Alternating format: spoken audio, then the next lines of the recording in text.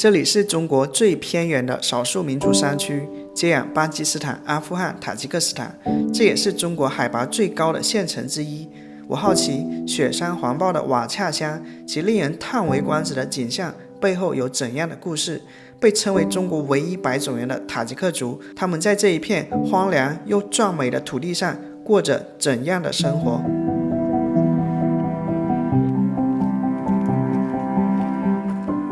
可以。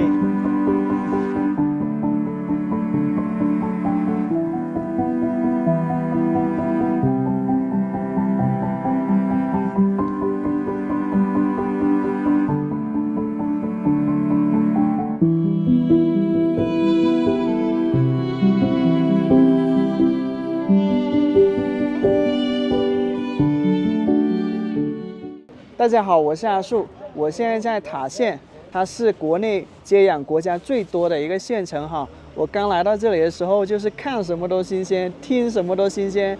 然而，因为我在塔县已经住了有11天了，这种新鲜感慢慢在衰弱哈。所以今天呢，我就找了好久，找到一辆车，决定带我去到塔县乡下更偏远的一个乡镇以及农村。我也很好奇它的乡镇农村有什么不一样吗？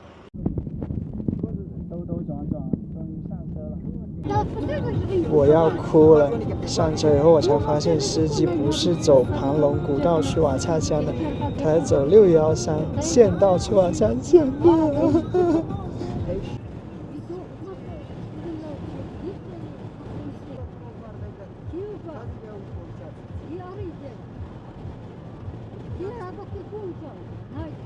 我原本还想说呢，从塔县去往瓦恰乡的路上，我们会经过一条世界上最不可思议、最叹为观止的一个公路啊！我现在这个话说早了。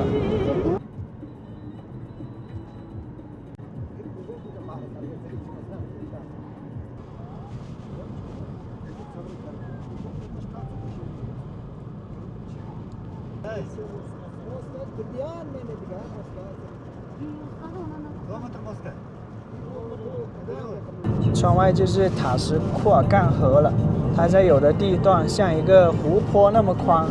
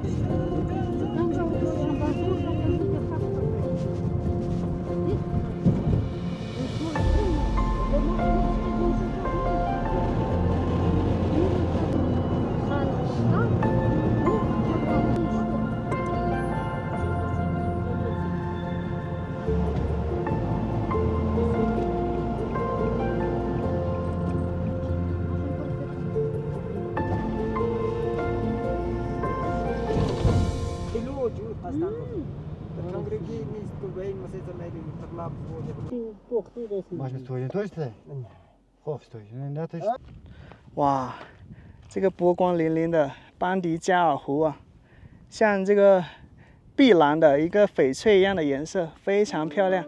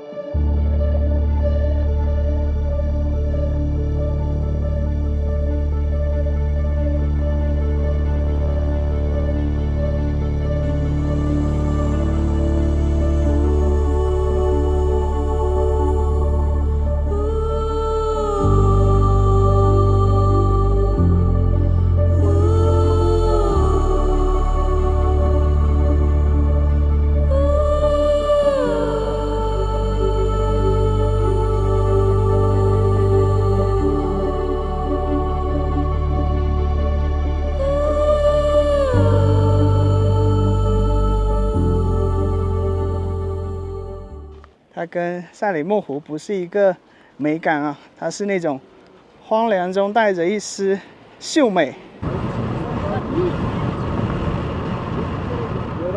在快到班迪尔乡的时候呢，就能看到河谷里面的有一些绿色的草地了，没那么荒芜了。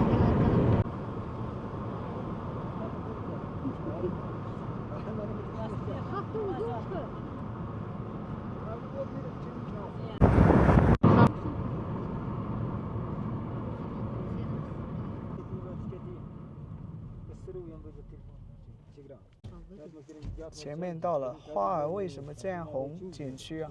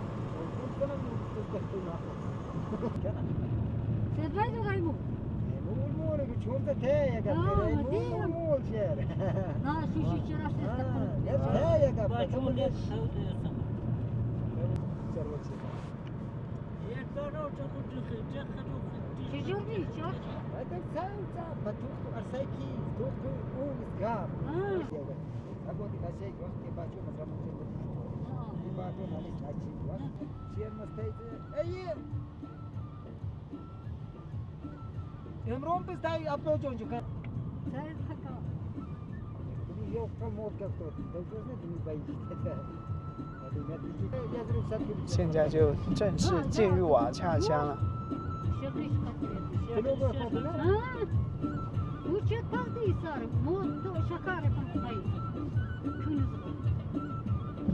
我还以为今天我白跑了一趟呢，原来从瓦恰乡就能看到盘龙古道，这样我的无人机就有用武之地了，我也不用再赶一天，然后从塔县，然后走盘龙古道来瓦恰乡了。哎，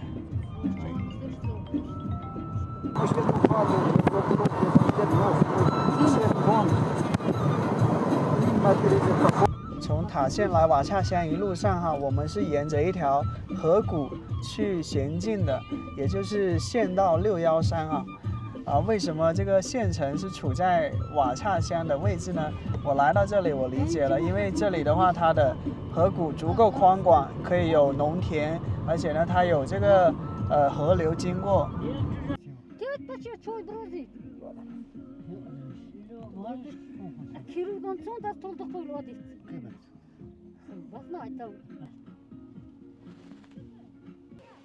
这位大姐就到家了。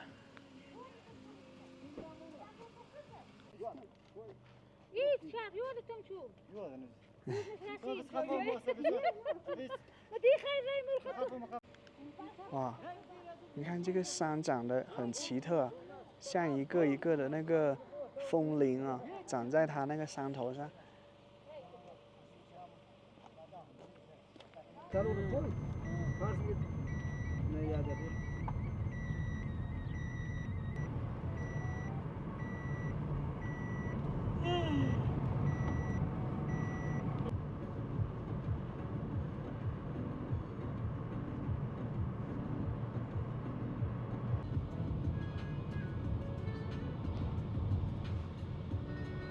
现在是14点44，好像是1个多小时吧，到了瓦恰乡了。司机问我在哪里下，我说我不知道，然后他就把我停在了一个农贸市场这里，我可以把它理解成是瓦恰乡的一个中心地段吧。然后刚好买一瓶水啊，然后这里的话，环顾四周啊，重新点燃了我对塔县探索的那种激情啊。现在是7月中旬啊。在全国大部分地方都很酷热的时候啊，这里的话还有点冷哦，赶紧把羽绒服穿上了。现在体感温度是10度左右吧，应该12、13度左右啊。在瓦恰乡，它的一个海拔比塔县高了200米左右啊，3281米。兄弟姐妹们，接下来让我们探索国内最偏远的一个乡镇的农村到底是怎样的。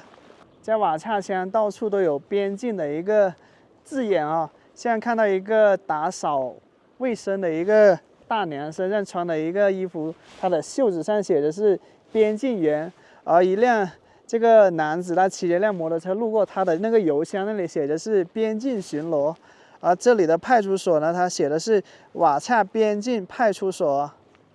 这里距离巴基斯坦已经是很近了，大概就是几十公里的距离。新疆认识一些汉族人哈，说起为什么来到新疆的缘故，是因为他们以前啊，爸爸妈妈很想要生那个男孩，但是呢，在内地又生不了，计划生育嘛，所以他们就跑到新疆。新疆的话，地广人稀嘛，所以呢，如愿就生下了男孩。在瓦恰乡能看到计划生育服务中心啊，那个计划生育这种机构哈，感觉都快要撤销了吧。现在3胎都开放了，距离全面放开应该不远了。现在这种人口出生率不断的下降，还挺严峻的。这个小卖部商品还挺丰富的，咱们来看一下物价。哇，水果还挺丰富的呀，还有火龙果，南方的火龙果、芒果、香蕉啊，热带水果不少呢。哦，你看。这边青菜也是应有尽有啊，洋葱、包菜、西红柿，然后这个白色的洋葱啊，土豆、胡萝卜，这个叫曼青。你看，这不就是我在深圳吃的吗？这个叫产于兰州高山地区啊，现在物流大发展了，最偏远的地方也能吃到这种全国各地的蔬菜啊。这真的是一个小型的超市啊！你看，各个品类的商品都有，锅碗瓢盆，日常的一些用品。这里进进出出都是这个塔吉克族人啊。这个脉动才5块钱，那就是平价了，跟内地哪个地方都一样。然后呢，这个也是5块钱，都是平价的哦，没有说因为边境地方就有溢价。一小柔新疆白酒浓香型白酒，这个是喀什产的一个小苹果，15块钱1公斤，而这个香蕉10块钱1公斤。4块钱。这个蟠桃是22元1公斤啊，黄桃是20元1公斤，这个小苹果是18元1公斤，这个合计4块钱。我只是想试一试这边的水果有什么特别的味道没有。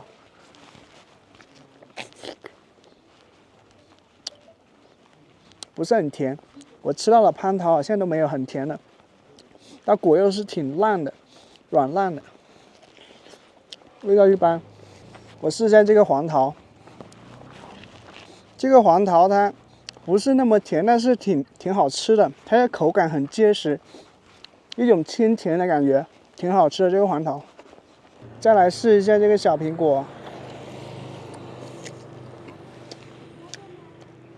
这果肉是挺粉的，然后它是酸酸甜甜的，还可以。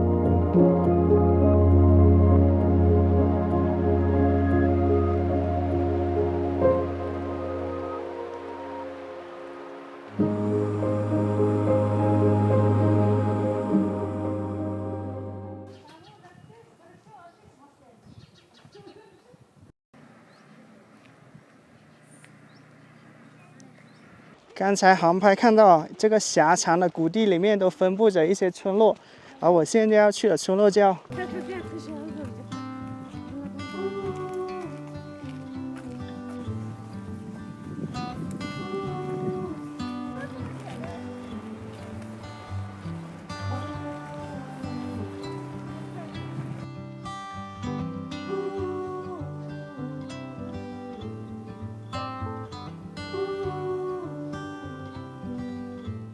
像瓦恰乡的这一个谷地吧，它的一个宽度大概有400米左右吧，然后种了一些，这个是小麦，还有油菜花，一条河流穿过，现在是油菜花开的季节。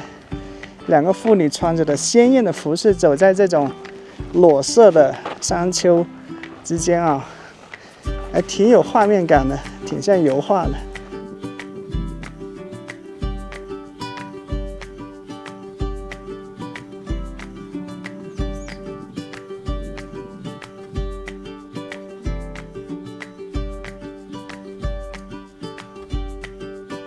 两边是田野跟山丘啊，然后中间一条这个乡间小路啊，然后它的两边应该是这个白杨树吧，高大的白杨树。哇，这个蓝天白云的，好漂亮啊！这个地方。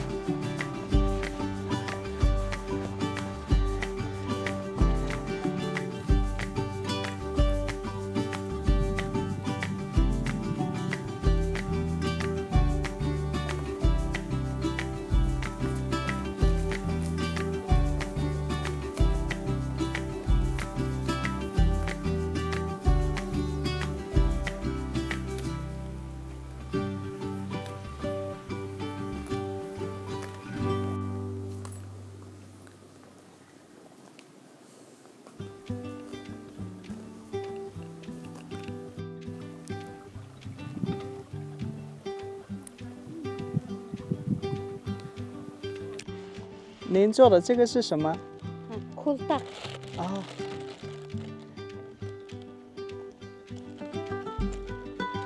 刺绣。哦，这样的。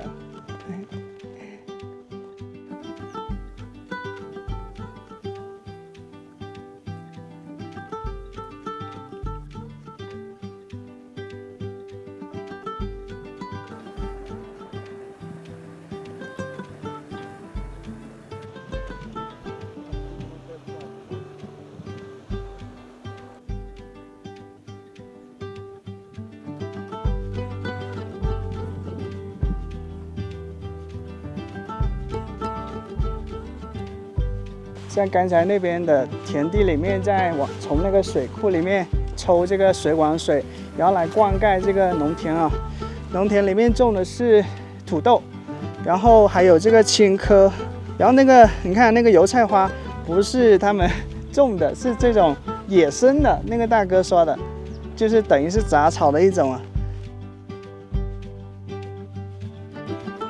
一路沿着这条路徒步。两岸是这些田地，前面是铁丝网拦着了，没路了。这是一片湿地吧，大概是保护这片湿地，所以用铁丝网围着了。我现在要往盘龙谷的方向走，我要走到盘龙谷的下面的位置航拍，然后一路过去大概有，我感觉有5公里左右。如果你说不是这种中午走的话还好。现在中午走的话，感觉有点，几乎每家都有一辆摩托车，上面写着是护边巡逻的。在塔县呢，经常能听到这边的人很爱国，然后呢，还有一种说法是，这边的人生活条件不错，因为每家都是有一个护边员的，也就是有一份有编制的收入。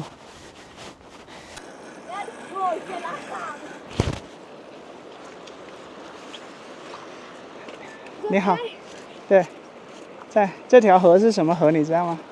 不知道。小朋友说这个水可以喝，他们喝15年都没事。这个应该是雪山涌水啊，特别干净清澈。一个小朋友问了一个很好的问题，他问我长大的感觉好吗？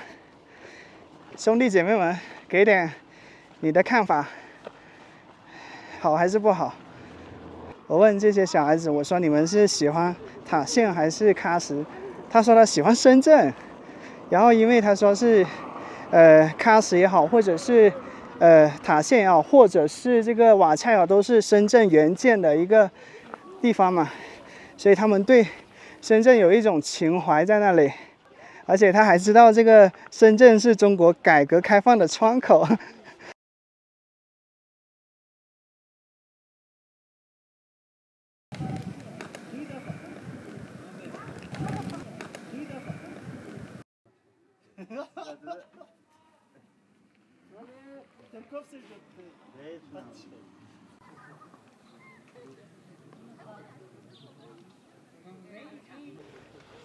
这是瓦恰乡的一个农贸市场，可能还在建设中。你看钢筋加工棚啊，前面是一个坚持群众主体激发内生动力啊，边上就有一个群众饭馆。你这很会赶时流啊！这里就是前面拍的计划生育的地方，它也是一个门诊医院，很特别，背靠一面大山。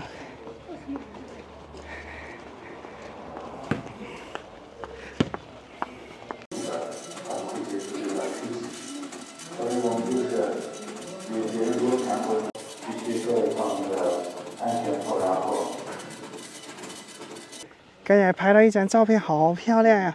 就一个男子啊，他拖着一匹马走在这个油菜花里面，背景是茫茫雪山，好有意境啊！在瓦恰乡的这个主干道上，常常感觉挺空的。这里是瓦恰乡的一个乡政府，可以看到庆祝塔什库尔干自治县成立70周年。在塔县最经常能看到的一个名字呢，就是拉齐尼巴伊卡了，时代楷模。拉齐尼巴伊卡，塔吉克族，中国塔县边防战士，守卫边疆数十年。2021年1月，他冒险救助坠崖少年，不幸遇难，英勇牺牲，年仅41岁。他是塔吉克族人心目中的英雄。这是一户人家哈，他是用这种白杨树作为一个树墙，小孩子在里面荡秋千。这边小孩上小学基本都在塔县，上初中的话就在喀什，因为塔县还没有初中，还在建设中啊。所以刚才那小朋友6年级，如果说他这个初中建好的话，那么他就可以在塔县上初中，而不用到喀什了。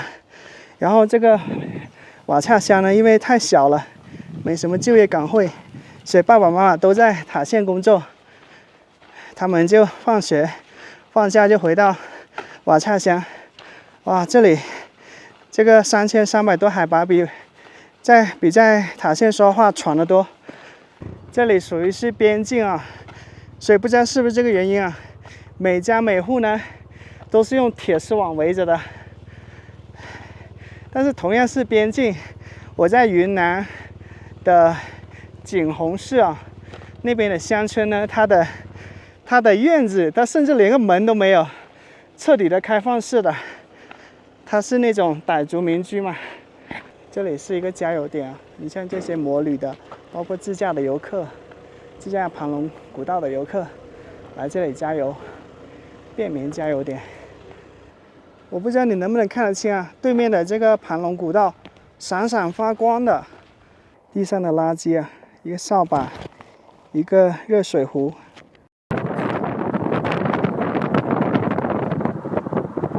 我身后是瓦恰边境派出所，我刚才在路上拦了一辆车，我说能不能往前送我1公里，因为顺路嘛。然后上车了，发现是一辆警车，然后警察跟我说，他说你来这里报备没有？我说我办了边境证了。他说你知道吗？在来到这个边境地区，你要向派出所去报备的。然后一路上他开车把我拉到了派出所里面，然后换了一个警察去盘问我嘛。他说，根据自治区什么管理条例到了边境管辖地区以后，要向所在地派出所去报备。那我说为什么自驾的他不用呢？他说你这个属于是散客，你一个人在这个地方溜达的话，我们要重点关注的。他说重点盘查的时候，整的我还挺紧张的，还好呢。最后我说我可以走了吗？出示身份证啊什么的。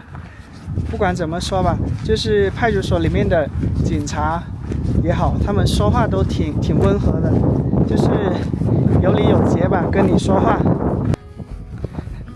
前面就是盘龙古道了，它这里不知道有没有路啊？因为如果说你要绕一个有路的地方，是要走好长一截路呢，所以我想走一个直线，只要没有一条河拦着，应该都是没问题的。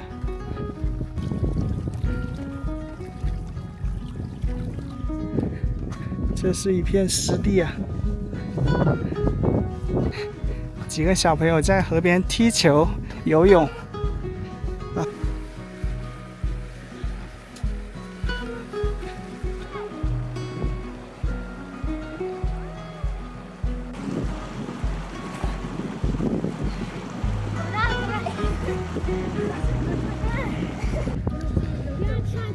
这个还挺硌脚的，哎，哇，这水好冰啊！哇，我知道前面闪着荧光的是什么了，是一辆一辆车，那里车流还挺多的，因为阳光打在车窗上就会反光了。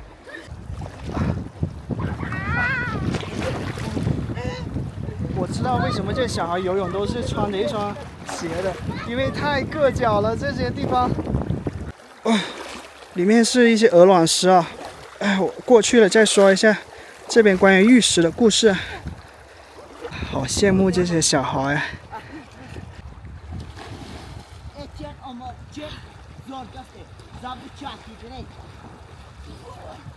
你们放暑假放几天？2个月吧。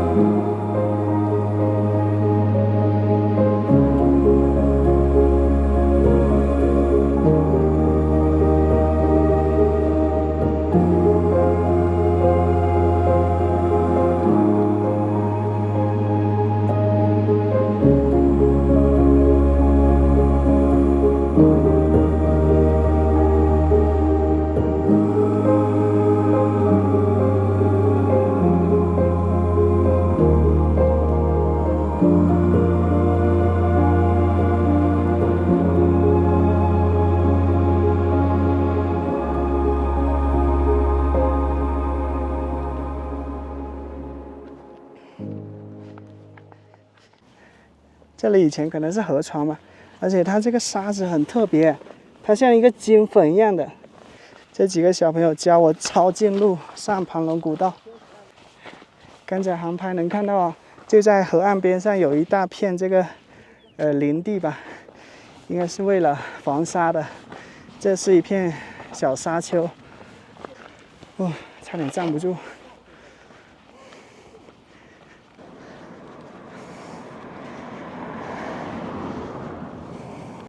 对面是很多石头墙，不知道是不是另一个石头城啊，跟塔县的石头城是异曲同工。越来越靠近盘龙古道了，所以呢，这里有一些餐厅啊、卫生间啊，应该没有人像我这样玩盘龙古道的吧？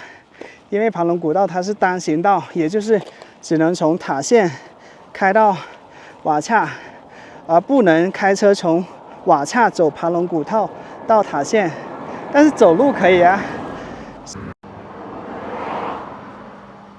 跟这个小卖店的店主啊打听了一下，这个盘龙古道是可以往上走的，可以走小盘龙，大盘龙可能走不了，所以买了一根肠6块钱，补充一下体力。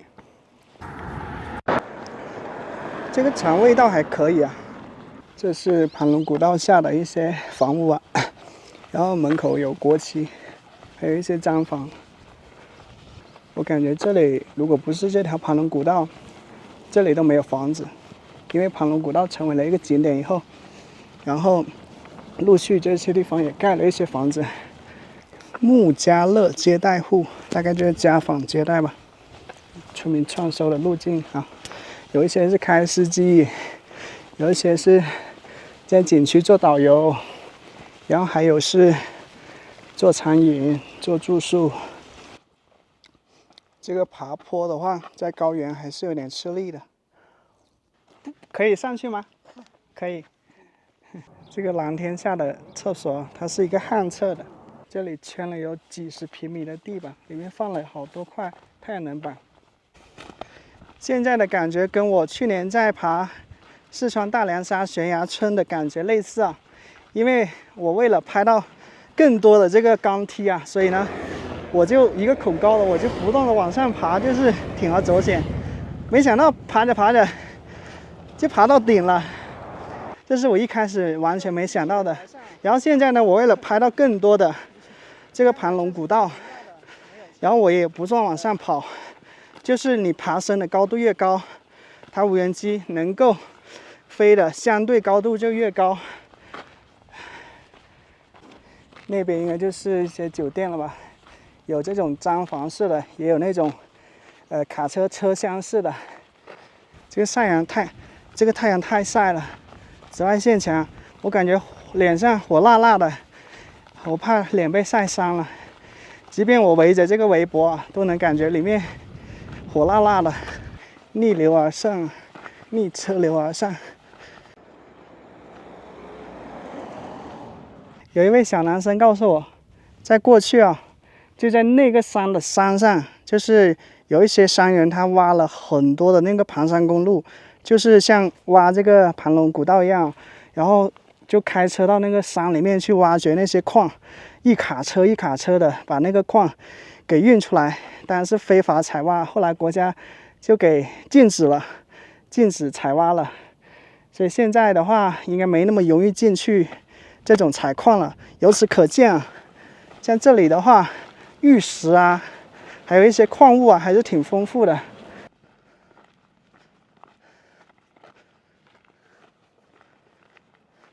我还是走下面吧，上面的车呼啸而过的，还是挺让人有压力的。我是从那个靠近那边山的山脚下的那个边境派出所一路走到这里了，应该有几公里了。盘龙古道近在咫尺了，还挺期待无人机飞起来那一瞬间的。我不知道这个前面的山有多高啊，因为无人机最高能飞500米。然后呢，它有大小盘龙嘛，小盘龙肯定能拍全，大盘龙不知道能不能拍全。待会儿回塔县还要1个多小时。走在这里呢，我竟然有一点点感受到玄奘的感觉了。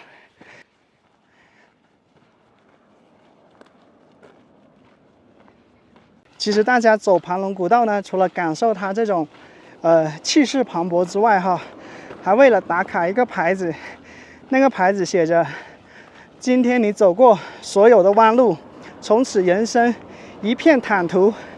很多人就是为了在那个牌子上拍照嘛，因为很有象征意义啊，很有一种祝福的象征感。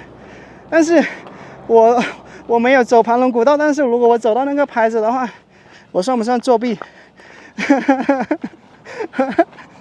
说真的，你坐车来到这个地方很容易，但是像我这样子靠着一双脚，靠着一步一步走到这里的，你看2个小朋友，大概就我感觉就11岁左右吧，骑着马在这个戈壁滩里面策马奔腾啊。看到有游客的话，可以说骑马吗？你看这里写着连续上坡20公里，高原缺氧注意休息，海拔3158。它过去呢，我听说它不是单行道，它是双行道的，也可以从盘龙古道一路开上去到塔县，但后来就成了单行道了，可能是安全起见吧。突然感觉好激动啊，有种想哭的感觉，因为我已经看到那个牌子了。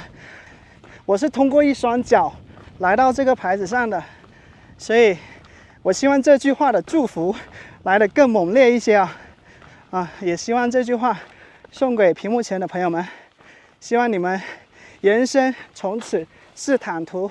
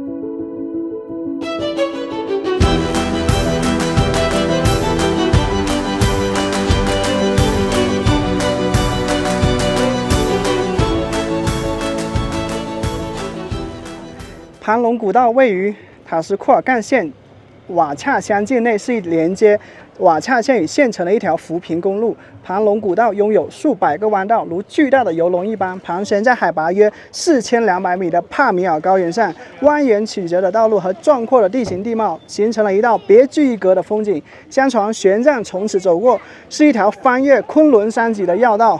如今又成为了昆仑山脉中的心电图。短短31公里，海拔从3000米陡然上升到4200米，沿途景色神秘、惊奇、壮观，自驾者纷至沓来。有网友甚至建议速度与激情来此取景。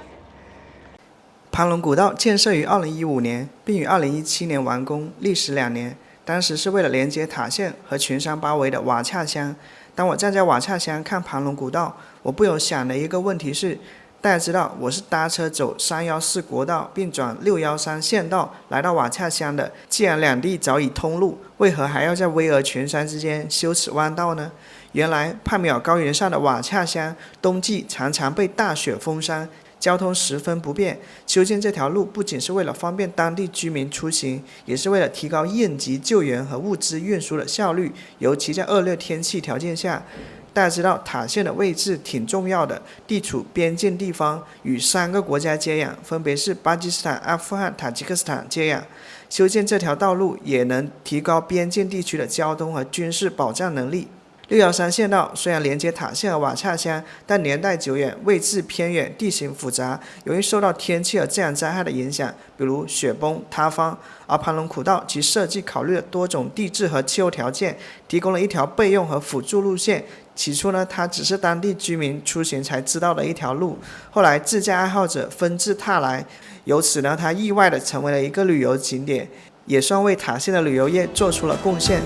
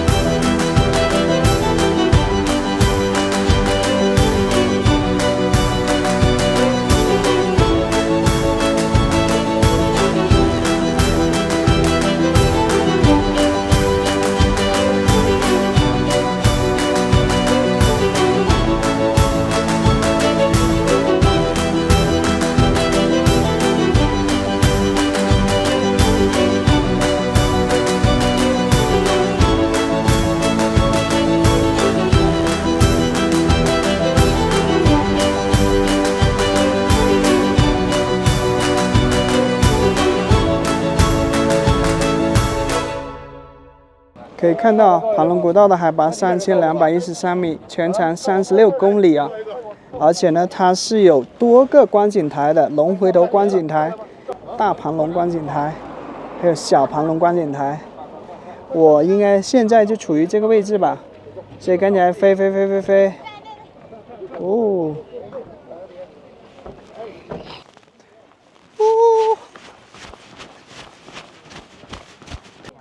从走上盘龙古道的起点啊，我感觉所有的游客都会心心念念着来到这里，怎么拍照，怎么打卡啊！所以大家在这里停车驻足，玩得尽兴了。现在就看怎么拦车啊，看看有没有车回塔县的。在这里拦车拦了有20分钟了吧，在这里拦了有半个小时了。然后没有一辆车愿意停的，愿意停的话呢，他又不是回塔县了，他去大同乡或者直接住在瓦恰的。然后现在盘龙古道上车越来越少了，有一种预感，可能今晚拦不到车的话，只能在瓦恰乡找个房子住下了。可是我在塔县已经开了房间了，不慌，相信柳暗花明又一村。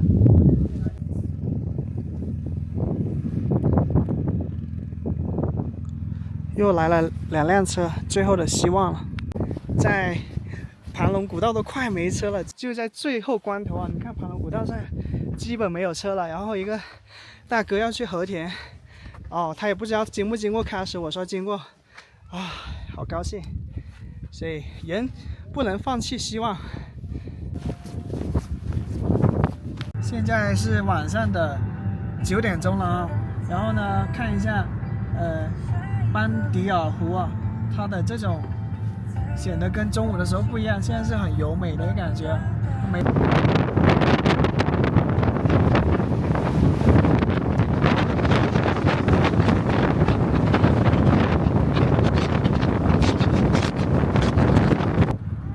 现在是10点钟了，那个大哥开车好厉害，重要的是就人特别好，然后呢送到了国道上，因为他要往喀什方向，我往塔县方向嘛。从这到塔县有13公里。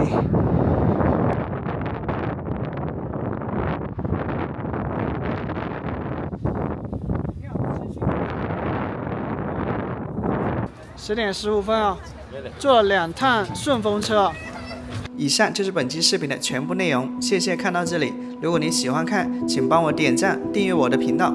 下期咱们一起走进高原上的塔吉克族婚礼，我们下期见。